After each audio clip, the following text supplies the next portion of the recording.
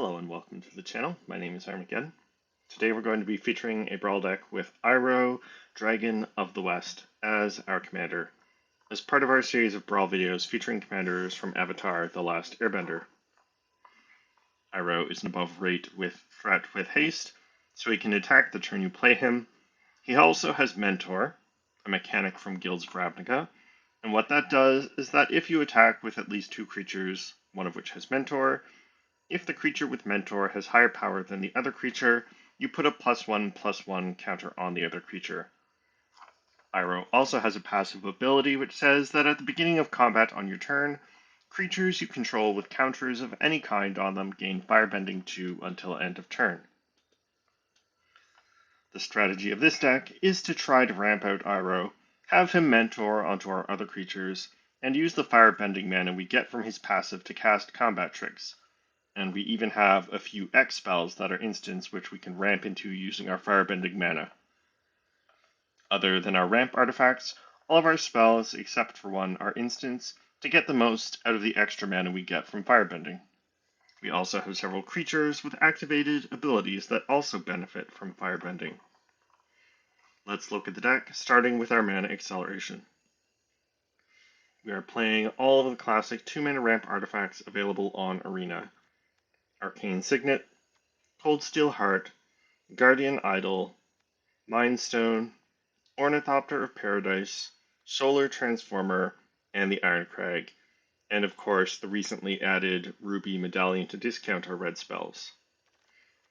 We have Wayfarer's Bauble to search up an extra basic mountain and put it onto the battlefield tapped, as well as Runaway Steamkin, which can remove +1/+1 counters to add red mana to our mana pool. We also have the recently added red mana dorks, Sunset Strike Master, and Zookeeper Mechan. Seething Song essentially adds 2 extra red mana at instant speed, while Heraldic Banner is a ramp artifact that also increases the power of all our red creatures by 1. Next we have our combat tricks we want to use Firebending mana to cast. Great Training Heist can be cast for its spree cost, and if we spend 7 mana casting it, we can choose all 3 modes between getting an additional combat phase, giving our creatures first strike and +1 power, and making treasures for each of our creatures that deals combat damage to the opponent. Heightened Reflexes isn't the most powerful combat trick, but it is good in this deck because it puts a first strike counter on a creature, which counts toward our commander's ability. Monstrous Rage, banned in Standard, buffs a creature's power and attaches a monster roll token to it, which also gives that creature trample. Brute Strength buffs a creature and gives it trample, as does the new Fists of Flame from the extra Avatar set. Gimli's Fury buffs a creature and, if that creature is legendary, gives it trample, while Run Amok buffs an attacking creature and gives it trample. Stolen Vitality buffs a creature and gives it either trample on our turn or first strike on the opponent's turn, while Temur Battle Rage gives a creature double strike, as well as trample, if we control a creature with at least 4 power, such as our commander. Whirling Strike buffs a creature's power and gives it trample and first strike, while Ambitious Assault buffs all our creature's power and draws a card if we control a modified creature, which in this deck means a creature with a counter on it. Gnawing Crescendo buffs all our creatures' power and replaces any of them that die with 1/1 rat tokens, while you see a pair of goblins can either pump the team, or just like the name says, create a pair of 1/1 goblin tokens. Savage Beating, reprinted in the Through the Omen Paths bonus sheet, must be cast during combat on our turn, and either gives all our creatures double strike until end of turn, or gives us an additional combat phase. It can also be entwined so that we can choose both modes. Finally, all 3 of Frantic Confrontation, Lunar Frenzy, and Pedal to the Metal are combat tricks that buff a creature the more mana we spend to cast them. Frantic Confrontation and Lunar Frenzy both also give first strike and trample till end of turn, while Pedal to the Metal only gives first strike. Our next category consists of our interaction. Rabid Gnaw is a bite effect, buffing the power of the creature we control that we target, while Urza's Rage, which can't be countered, deals 3 damage to any target. And if we can kick Urza's Rage for a total of 12 mana, it deals 10 damage to any target instead. The new Overwhelming Victory from the Extra Avatar set is both a removal spell and a pump spell for all of our creatures, while Electro Dominance and Volcanic Geyser are X spells that can be cast at instant speed that deal damage to any target. Electro Dominance also lets us cast another spell from our hand for free if we spend enough mana casting it. Our next category consists of our card advantage. Rotisserie Elemental picks up skewer counters as it hits the opponent, and can be sacrificed to exile a number of cards from the top of our library equal to the number of skewer counters on it, which we can play that turn. The Elemental skewer counters also synergize with our commander's ability.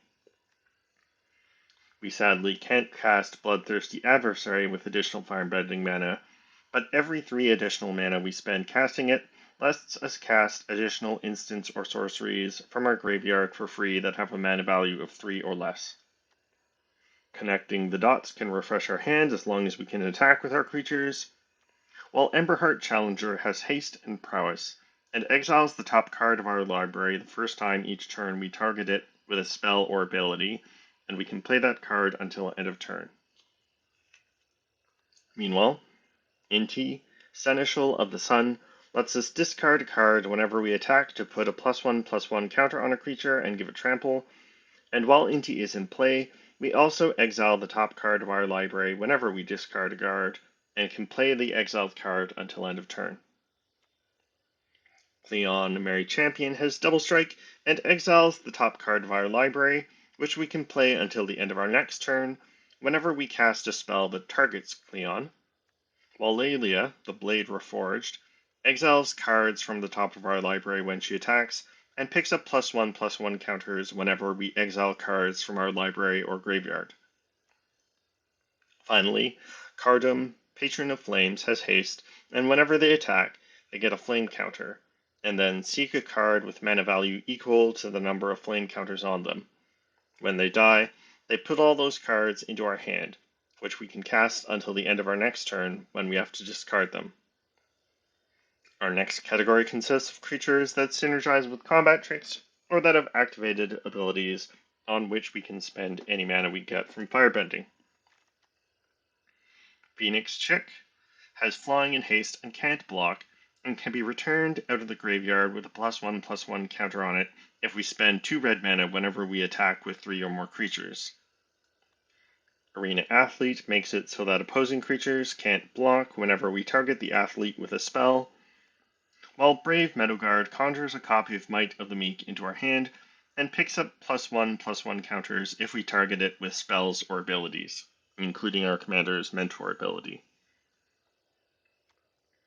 Dragonkin Berserker has First Strike and a Boast ability which can be activated once each turn whenever the Berserker attacks to make a 5/5 flying dragon token, while Electrostatic Infantry has Trample and picks up +1/+1 counters whenever we cast instants or sorceries. Goro Goro, Disciple of Ryusei, can give the team haste, and has an activated ability to make 5/5 flying dragon spirit tokens as long as we control a creature with a counter on it, and unlike the Dragonkin Berserker's ability, Goro Goros can be activated multiple times. The new Zuko Firebending Master from the Extra Avatar set has First Strike. It has firebending equal to the number of experience counters we have, and while Zuko is in play, we get experience counters anytime we cast a spell during combat. The new Iroh Firebending Instructor from the Extra Avatar set pumps all attacking creatures whenever he attacks, while the new Bayo Irritable Instructor from Through the Omen Paths, aka Electro from Spider-Man, lets us keep any unspent red mana, including firebending mana, from turn to turn, and adds 1 red mana to our mana pool each time we cast an instant or sorcery. When Bayo leaves the battlefield, we can spend any amount of mana to deal that much damage to the opponent. Phoenix of Ash is a hasty flyer that has fire breathing and can be escaped out of the graveyard. while Ferocious Tigerilla enters with either a trample or menace counter on it. Momentum Rumbler gets a first strike counter the first time we attack with it, and the next time it attacks, it gets double strike until end of turn. Thundering Raiju puts a +1/+1 counter on any one of our creatures when it attacks, and deals damage to the opponent equal to the number of modified creatures we control, while Inferno of the Star Mounts is a hasty flying dragon that can't be countered and has fire breathing. If we can somehow spend 14 red mana to pump Inferno's power to 20, it deals 20 damage to any target.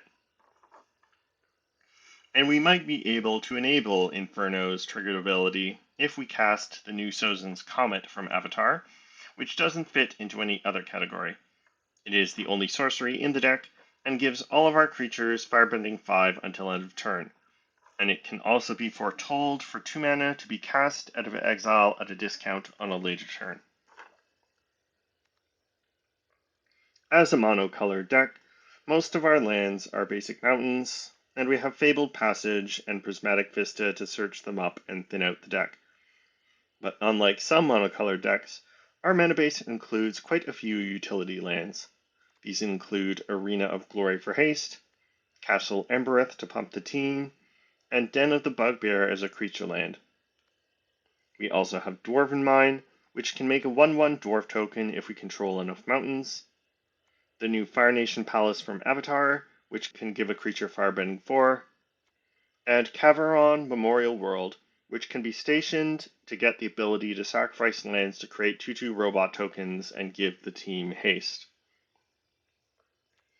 There's also Valakut the Molten Pinnacle, reprinted as Volcano of Roku's Island in the extra Avatar set, which can deal 3 damage to any target whenever a mountain we control enters, as long as we control at least 5 other mountains. Bonder's Enclave for card draw, Gemstone Caverns to ramp us if it is in our opening hand while we are on the draw, Nykthos Shrine to Nyx for ramp if our devotion to red is high, the Plaza of Heroes, and Tyrite Sanctum to protect our commander or other key creatures, and Rogue's Passage to make a creature unblockable. So that's our Iroh Dragon of the West deck. Now it's time to take it into the queue and play some games.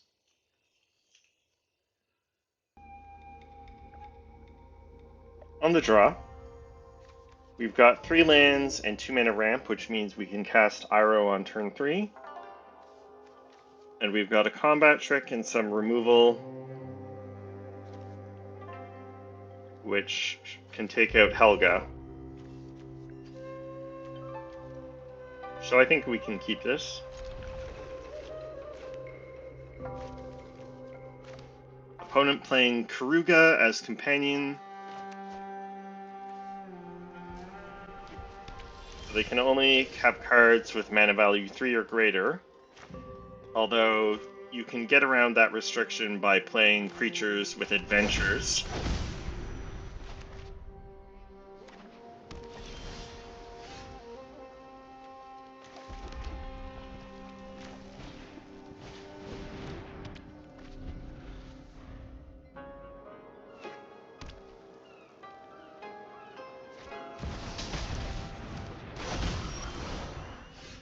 I might want to take the turn to kill Helga so they don't ramp out something with her.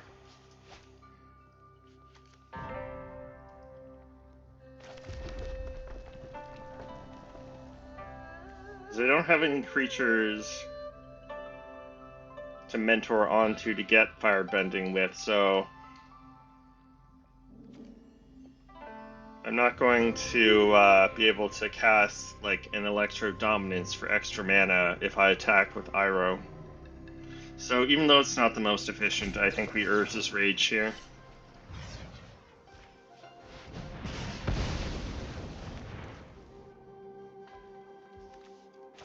The fact that it can't be countered also gets around. There are a couple free counter spells. Alright, opponent return puts Kruga in hand and misses a land drop.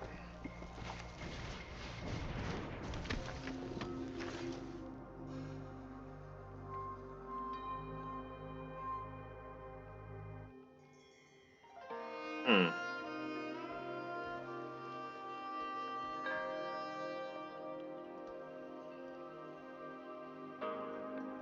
It kind of would be putting all my eggs in one basket if I put a first strike counter on Iroh and then use the firebending mana to cast Brute Strength.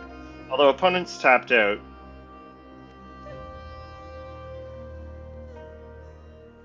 But I might need the combat tricks to get past a blocker.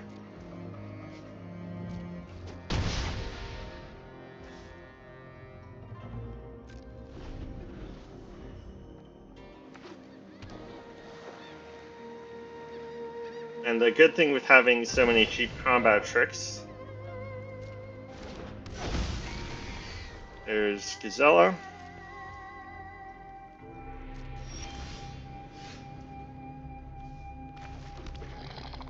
Thieving Song could help us ramp out Electro Dominance. Let's see. It's a trade if I use Heightened Reflexes. So I think I use Rabid Gnaw. Unfortunately, I'll be 1 mana short of being able to draw a card with Bonder's Enclave. Actually, no, I will be able to draw a card with Bonder's Enclave.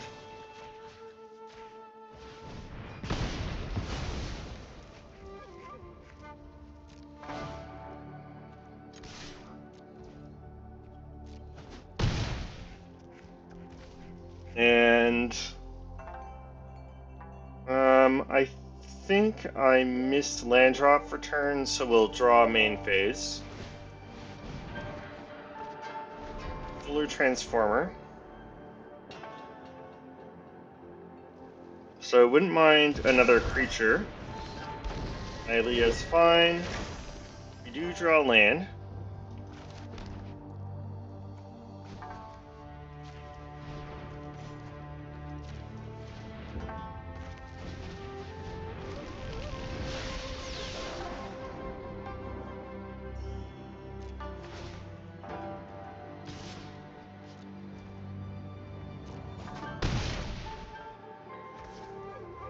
Opponent has been missing land drops. And then we hit land for turn, so we'll draw end of turn with Bonder's Enclave. Opponent hits land 5. Replays Helga.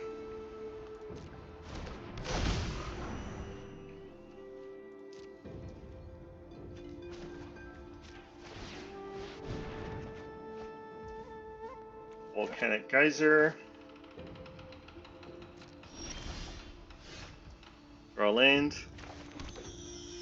I have creatures in this deck, I swear. Alright.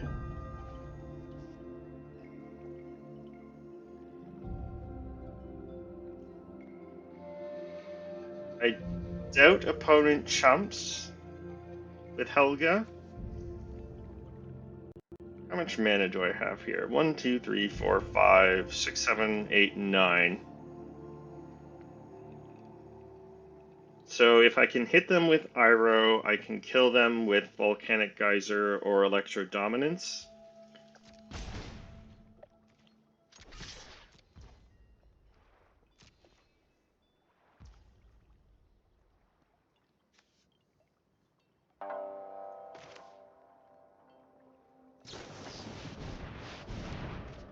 So that's 5, 3, 4, 5, 6, 7, 8, 9. I actually didn't even need to attack with Iroh.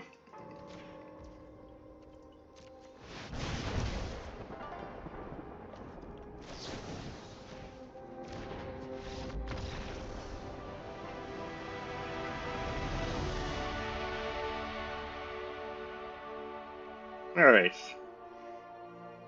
So we didn't get to see all of the synergy at work since I never found another creature this game. But we still did well enough even though Iroh was our only creature. On we go.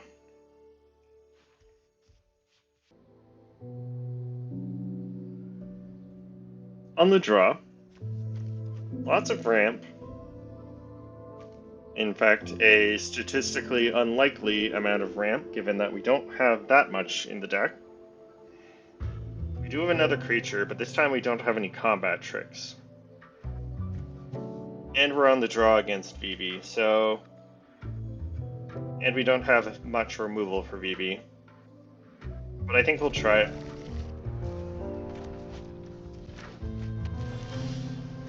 We draw another land. I guess lands are still useful enough.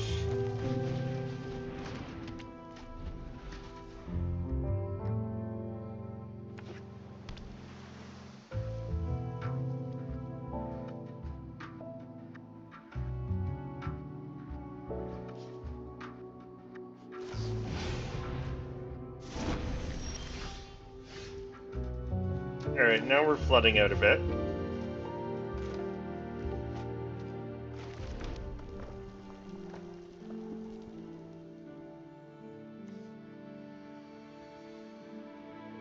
I'm guaranteed to hit land drop, so I'll have land for next turn if I sacrifice Wayfarer's Bauble. So I think we'll do that instead of playing a ramp artifact. That also might help us thin out the deck and draw something other than lands next turn.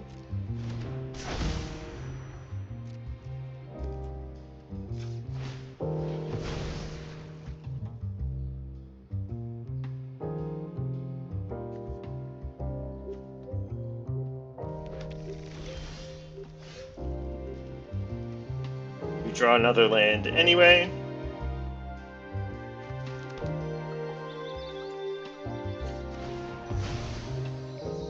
I'll just play that since it comes into play untapped.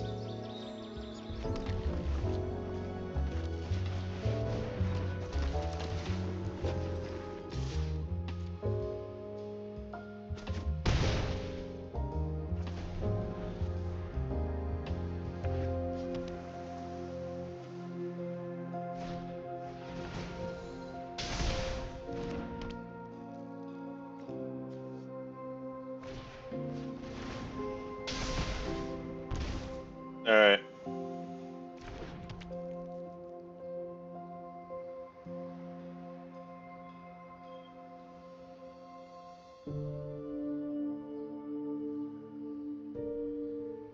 So,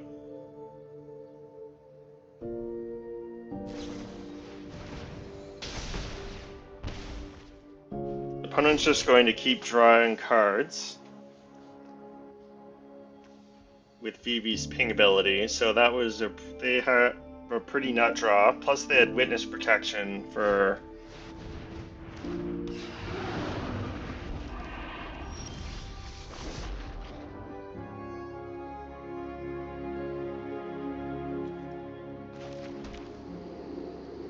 Alright, so I don't think we're winning this game. The opponent ramped out Niv Mizzet on turn 4? Yeah, on turn 4. And played 4 other spells.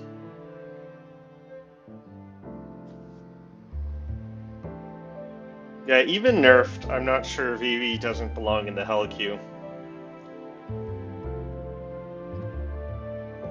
I'm still at 22 life, somehow.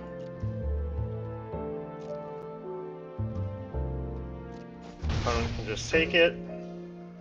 So basically my only chance is to play my ramp cards and hope I draw like an Electro Dominance or Volcanic Geyser for Vivi.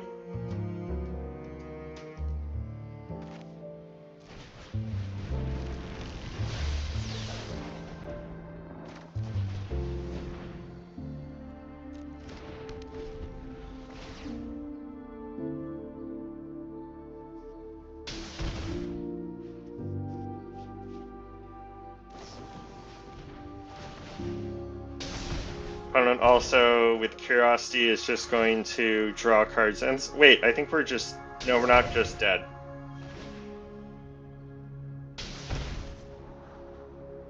It would have been an infinite combo if the Curiosity had been on Niv Mizzet.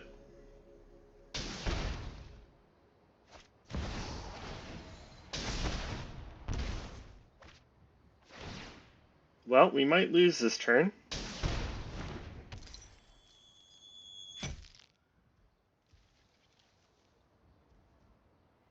So as you can see from this example, Vivi, pretty much a bad matchup.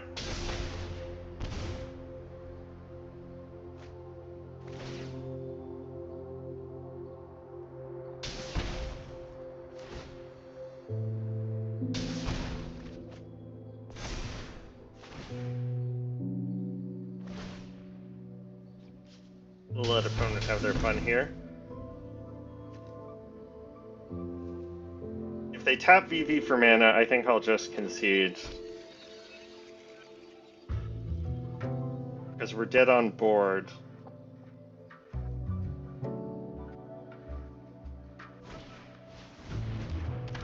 Firebrand Archer.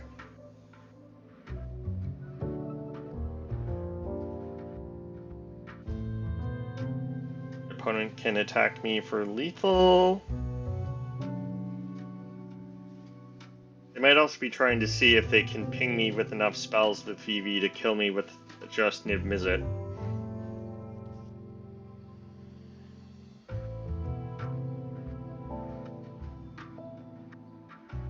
Alright.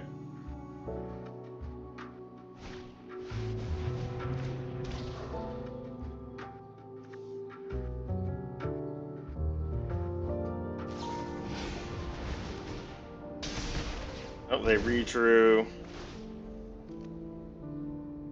the dragon.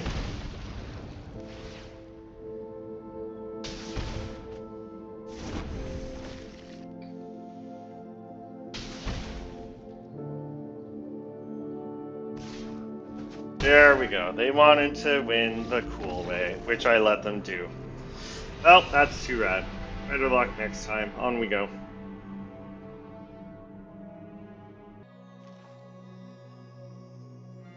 On the draw, I've got 3 lands and 2 mana ramp. Lelia is good because she picks up counters and provides card advantage. Overwhelming Victory for removal.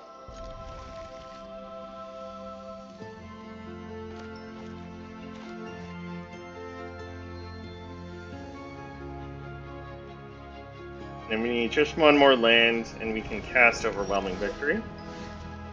There's land. That's also good to have with Iroh and eventually Lelia.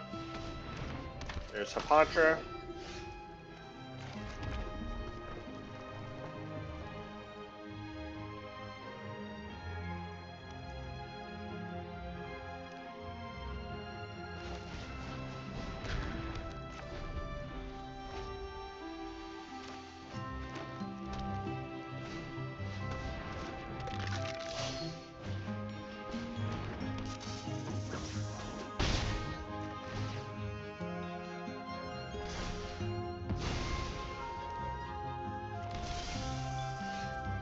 Alright, Phoenix is good because that lets me get by opponent's Death Touch creatures.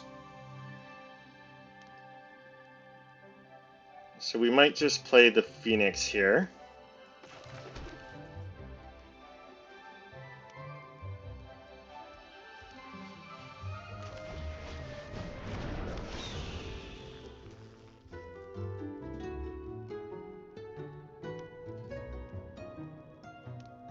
Do I hold it back to block Hapatra?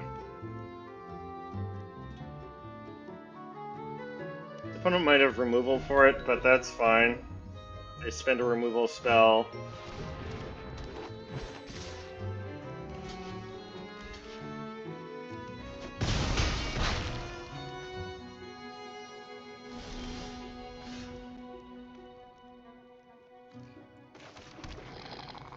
Unfortunately, I can't cast both my Commander and Rotisserie Elemental.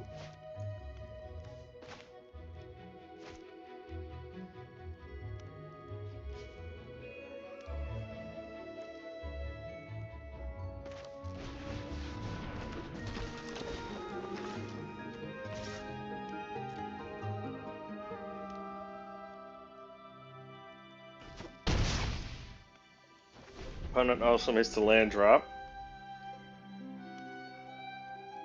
Looks like they've got a fight spell.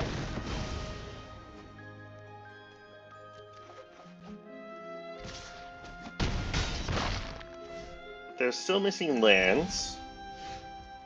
Fabled Passage is good.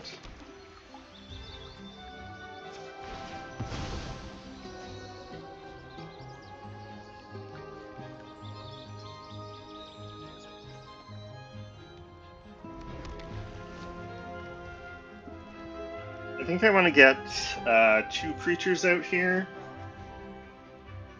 I maybe should have played Lelia first and attacked with her, because I could have played a land from exile. Just double checking, Iroh Firebending Instructor doesn't have haste. Yeah, there's the land. I could have played land from exile.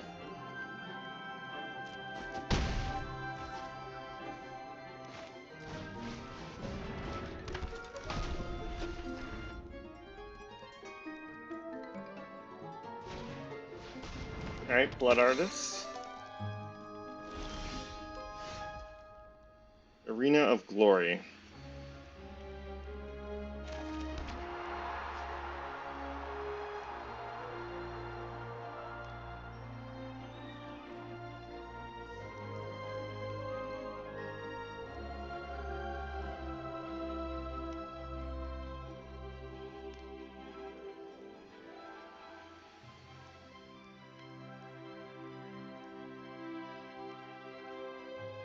I might want to Overwhelming Victory the Blood Artist.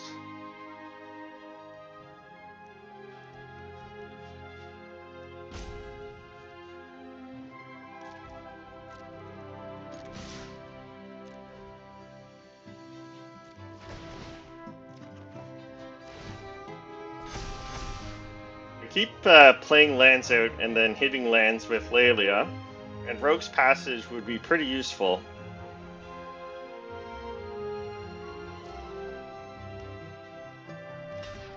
No surprise there. So I think we Overwhelming Victory the Blood Artist here, because then my creatures get +4/+0 and we'll deal a whole bunch of damage with them on the way out.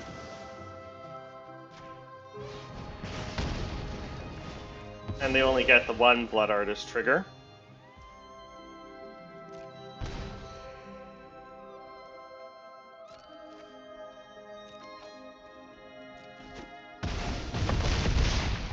Opponent falls to 5.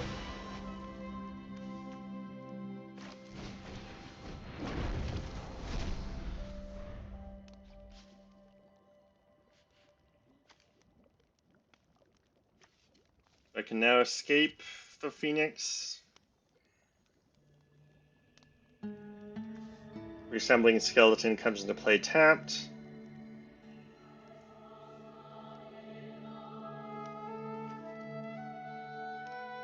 And if they don't get another blocker to block the Rotisserie Elemental, I think I can escape Phoenix and activate it. 1, 2, 3, 4, 5, 6, 7. I can. So if they don't get another blocker, Rotisserie Elemental plus Pumped Phoenix Vash is lethal.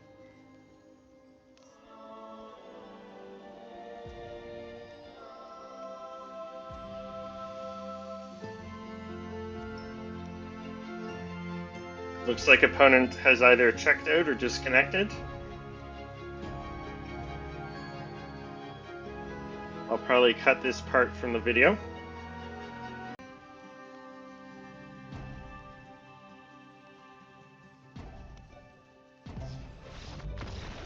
And there we go. Alright. So as you can see, this deck is pretty good at punishing decks that stumble out of the gate. Let's go on. On the play, I do have 3 lands, no 2-mana ramp, and my Rabid Gnaw is not going to be very good unless opponent plays like Mana Elves or something. Sozin's Comet, Not doing anything right now. I think we'll try it.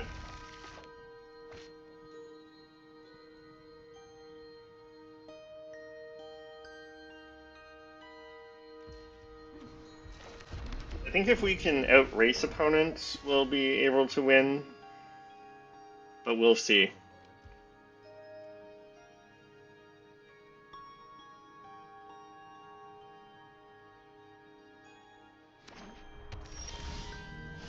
Land 4 is good.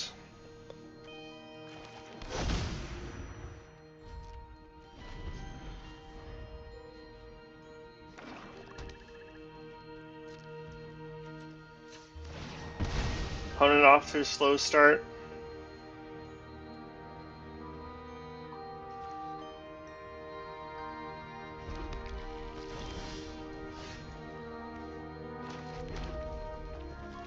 I guess I could have foretold Sozin's comment on turn 2. I didn't think of that.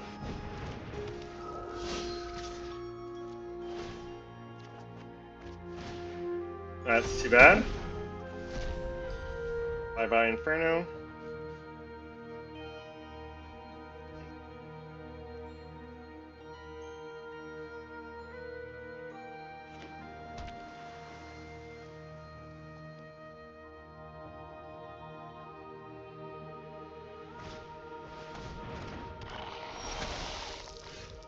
Bran?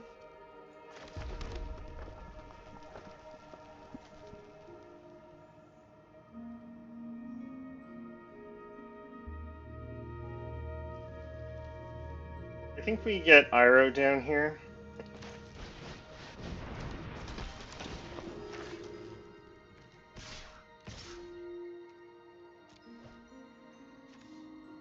And then I do want Iroh to trigger before Lelia so I can put a +1/+1 counter onto her.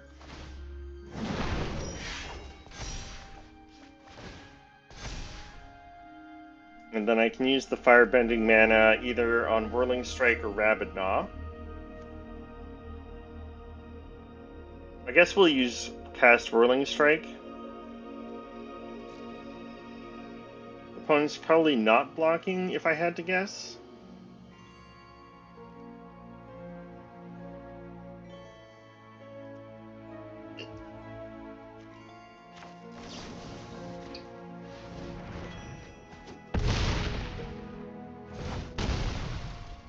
They fall to 11.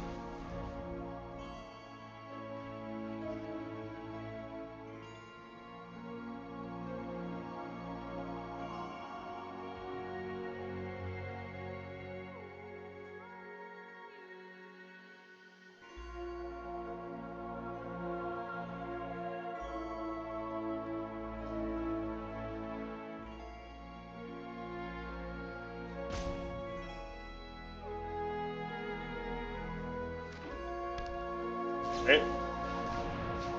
Opponent has tap land.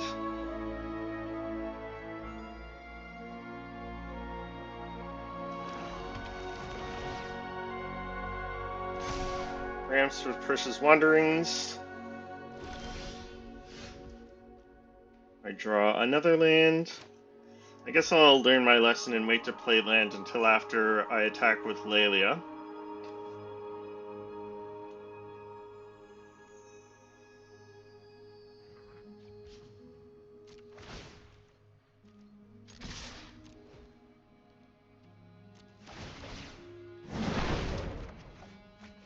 And we hit land. Although it's not going to matter because I can Rabid Gnaw Bran. And Bran doesn't trigger when he dies, so we just have lethal here.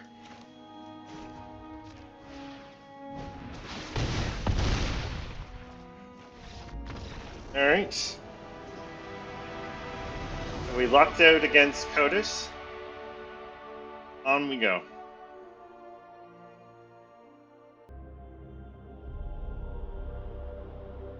On the draw. I keep being on the draw with hands that would be perfect on the play with the 2-mana ramp. But at least we've got Rotisserie Elemental on one.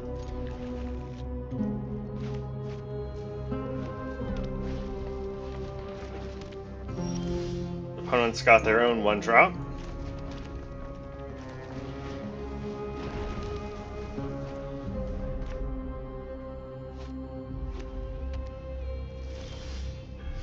They don't attack. I'm not sure why. I mean, I guess maybe they don't want to trade, but I'm certainly not blocking with the Rotisserie Elemental because I want to use it to get card advantage.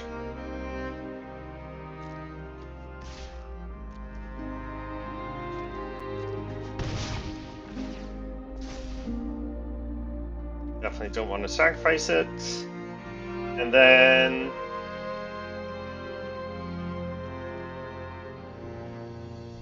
I think long-term Ruby Medallion it doesn't really matter, but long-term Ruby Medallion will be more helpful than Solar Transformer, so we'll play the Medallion first. Opponent ramps with Ingot, which is great, of course, to Earthbend onto with Toph.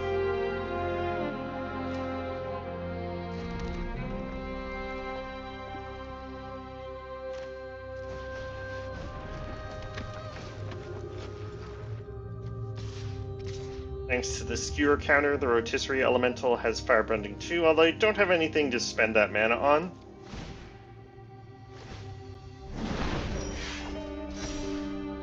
I mean, I could cast Monstrous Rage, but I'd rather wait until I have a reason to do so, so sadly this mana is going to waste. Opponent chumps Iroh. So now I could be convinced to Monstrous Rage on Iroh to push some damage. That also makes him continually able to mentor, although it would also be good to cast Monstrous Rage on Cleon, so I think I'll leave it.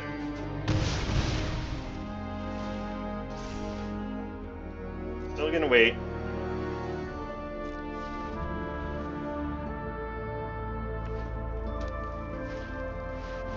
There's Toph. Alright, drawing a land. A little unfortunate.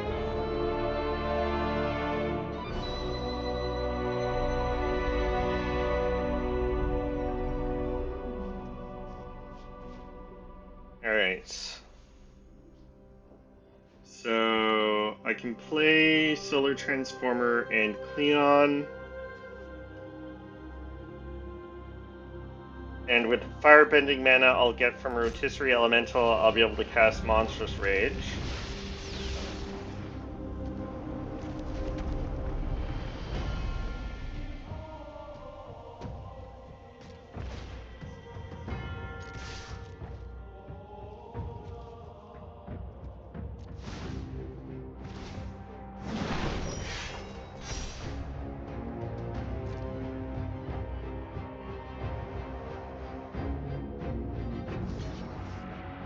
So I might cast Monstrous Rage here, or do I?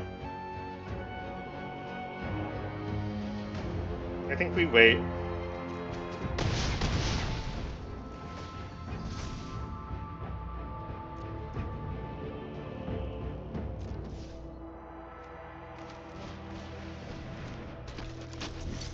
An X spell would be a pretty nice draw with all this ramp.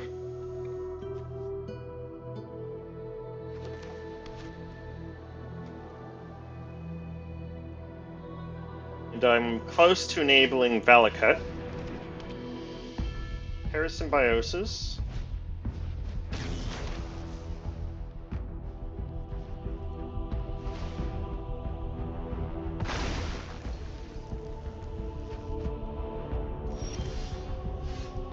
Zuko Firebending Master.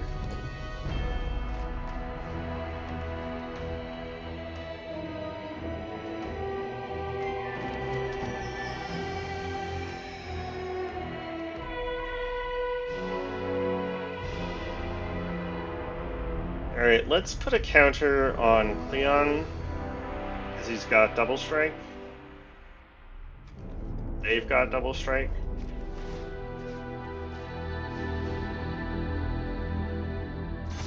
Sadly, Heroic is not the same as Valiant, so I don't trigger Cleon. And then I want to main phase Zuko so I can get an experience counter when I cast Monstrous Rage.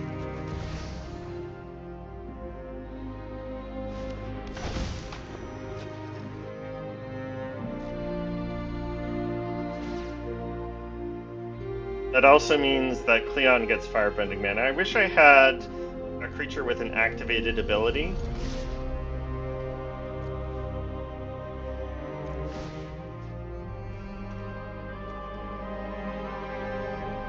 I guess I'll mentor onto Cleon because they've got Double Strike.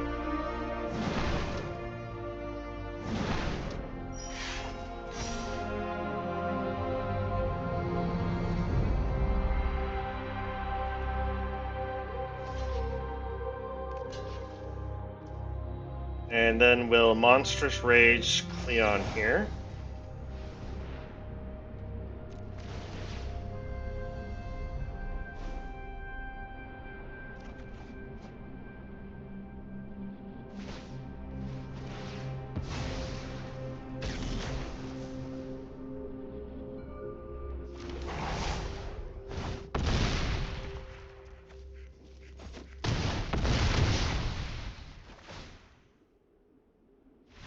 Opponent falls to 2 and concedes. Alright. Let's take a look at the deck.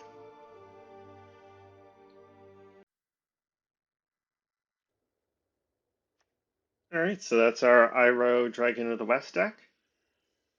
You could change it up a bit. You might be able to get away with shaving a few of the combat tricks and some of the creatures for more interaction and card advantage. But it seemed to work out to have a nice balance between combat tricks and aggressive creatures. And then ramping out Iroh generally led to good things. So that'll do it for today's video. Thanks very much for watching. Do please like and subscribe. If you'd like to see another commander from Avatar, let me know in the comments, or maybe from another set. And hope you enjoyed. Thanks again and have a good one. Bye.